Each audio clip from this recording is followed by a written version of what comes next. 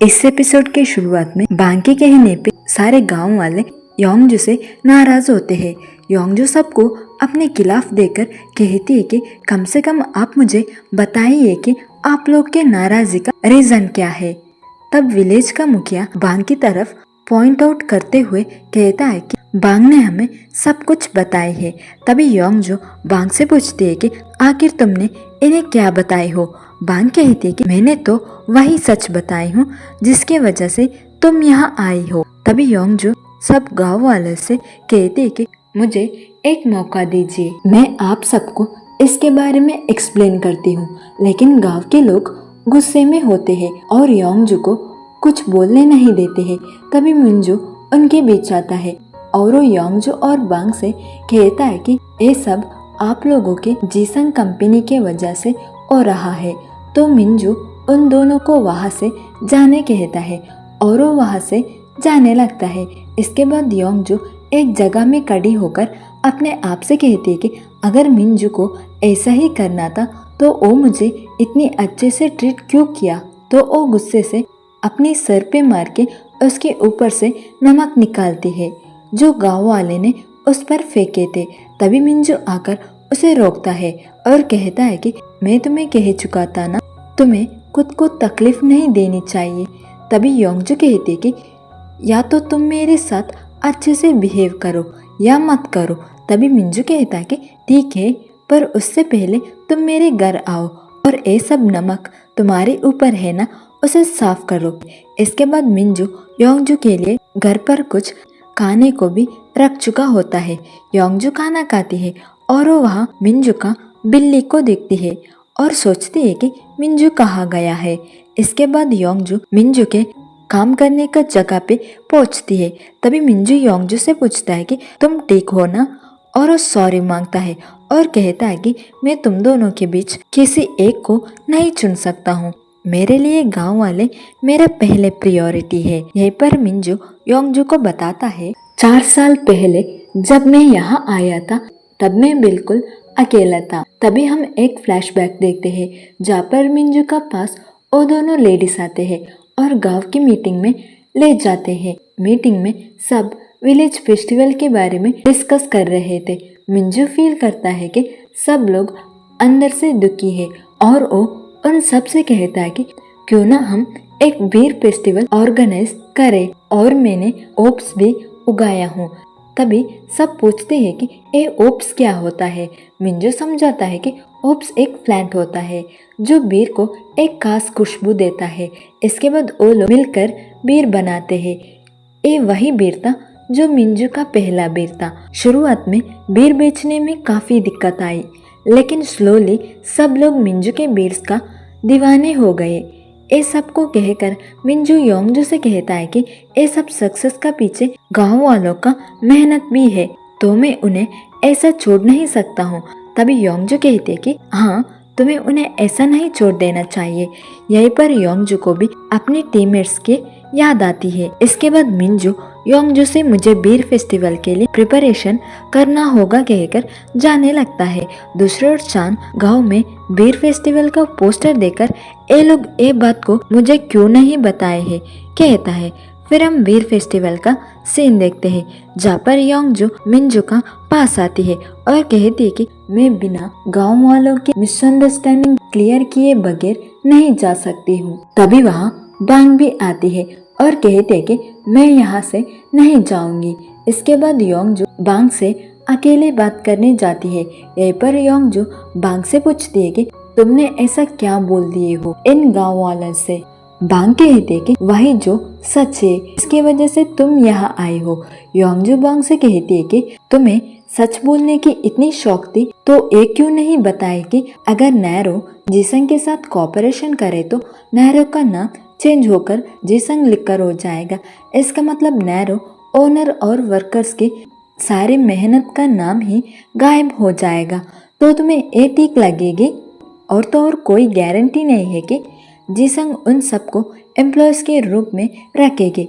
इसके बाद वो सब बीर फेस्टिवल के लिए जाते हैं और पता चलता है कि विलेज के मुखिया ने सारी बीर पी लिए थे और फेस्टिवल को बीर भी नहीं होता है। और तो और मुखिया ने नेक्स्ट वीक का ऑर्डर को भी ले चुका था। तो सब गांव के लोग मुखिया के ऊपर चिल्लाने लगते हैं। तो मिंजू बीर निकालने का फैसला करता है। तो बांग मिंजू से मैं तुम्हें मदद करती हूँ कहती है। तभी चान और गांव के सब लोग भी मिंजू को हेल्प करने मान जाते हैं। तभी मिंजू योंगजू को देखता है जो वहां से जल्दी से कॉल पर व्योम से बात करते हुए जाती है। यहीं पर योंगजू के पास एक अलग ही आइडिया होती है। वो व्योम को लेकर एक बड़ी ट्रक में बीर का अरेंजमेंट करती है, लेकिन रास्ते में 2 कार के एक्सीडेंट हो चुका होता है। तो योंगजू व्योम से जल्दी से ब्रेक लगाने कहती है। इसके बाद वो दोनों उन घायल लोग के पास जाते हैं। फिर जब व्योम ट्रक का डोर ओपन करता है तो जल्दी से ब्रेक लगाने की वजह से सब बीर खराब हो चुका होता है, जिसे देखकर व्योम और योंगजू परेशान होते हैं। तभी योंगजू चेयरमैन को कॉल करती है जो एक होलसेलर है और उसके साथ अच्छी टर्निंग है। तो चेयरमैन जल्दी से वहाँ एम्बुलेंस भेजते हैं और सब घायल पैसेंजर को एम्बुलेंस से भेजने के बाद चेयरमैन बीर लेकर आ जाते हैं, जिसे देखकर योंगजू और व्योम खुश होते हैं। जाते हुए व्योम योंगजू से कहता है कि हम इस अपॉर्चुनिटी को लेकर मिंजू को जिसंग के साथ कोऑपरेशन करने को कहेंगे। योंगजू कहती है कि नहीं, हम ऐसा नहीं करेंगे। तुम्हें ही पता है ना हमारा ब्रांच के साथ क्या हुआ। अगर हम भी मिंजू का मुश्किल का टाइम का फायदा उठाए तो हमको और जिसंग कंपनी वाले को क्या फर्क है। दूसरा मिंजू बांग को उसका मदद करने के लिए थैंक यू कहता है। तभी बांग कहते कि तुम्हें पता है ना योंगजू तुम्हें यहाँ से ले जाने की कोशिश कर रहे हैं। अगर तुम एक कंपनी को छोड़कर जिसंग ज्वाइन करे तो यहाँ का विलेजर्स का क्या होगा। तभी चैन इसे सुनकर बांग और मिंजू को गलती से बता देता है कि योंगजू सिर्फ बुसान ब्रांच को बचाने के लिए मिंजू के पास आई है। तभी बांग बोलती है कि फिर भी योंगजू ट्रस्टवर्दी नहीं है। योंगजू तभी वहां पहुंचती है और उन सब बात को सुन चुकी होती है और एडमिट करती है कि ये बात सच है, लेकिन वो कभी भी मिंजू या विलेजर्स का गलत इस्तेमाल नहीं करेगी। दूसरे बीर फेस्टिवल में बहुत सारे लोग आ चुके होते हैं, लेकिन बीर्स नहीं होता है। तो मुखिया और गांव के लोग परेशान होते हैं। तभी वहाँ व्योम और योंगजू फेस्टिवल में मल्टीपल ट्रक्स के साथ पहुँचते हैं, जिसे देखकर गांव के मुखिया खुश होते हैं। यहीं पर मिंजू एक शॉकिंग बात बोलता है कि वो योंगजू के साथ कॉन्ट्रैक्ट साइन करेगा, जिसे सुनकर बांग दुखी होकर वहाँ से चली जाती है। योंगजू मिंजू का फैसला से सरप्राइज हो जाती है और बाद में मिंजू योंगजू को समझाता है कि वो उसे ऑब्जर्व कर रहा था और जानता है कि वो जेन्युइन है। योंगजू नोटिस करती है कि मिंजू का हेयर बैंड उसका हाथ पे है। यहीं पर दोनों रियलाइज करते हैं कि वो दोनों एक दूसरे का ख्याल रखते हैं।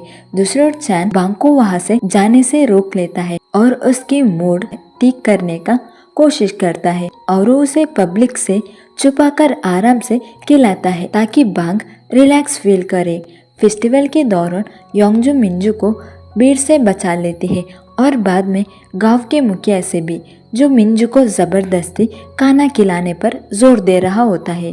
तो योंगजू मिंजू को बाहर बहाना बनाकर ले जाती है। इसके बाद योंगजू और मिंजू घर के पास कैंप फायर के आसपास रिलैक्स करते हैं और अपने स्ट्रगल्स और पुरानी यादों को शेयर करते हैं। मिंजू अपने आप को योंगजू की तरफ खींचते हुए महसूस करता है, तो वो डिस्ट्रैक्ट ना होने के लिए एक और बियर लेने चला जाता है। वापस आते ही योंगजू एक शार्प एज पर उसके हाथ रख देती है ताकि मिंजू को गलती से चोट ना लगे, जिसे देखकर मिंजू अपने आप से कहता है कि योंगजू मुझे सच में समझ रही है। इसके बाद मिंजू योंगजू से मैं सोने जाता हूँ कहकर अपने कमरे के तरफ जाने लगता है। यहीं पर वो पहले म्यूजिक के साथ मेडिटेशन करता है। इसके बाद योंगजू बालकनी से गाना गाने शुरू करती है। मिंजू उसकी आवाज़ सुनता है और अपना म्यूजिक पॉज करता है और उसकी आवाज़ के साथ मेडिटेशन करता है।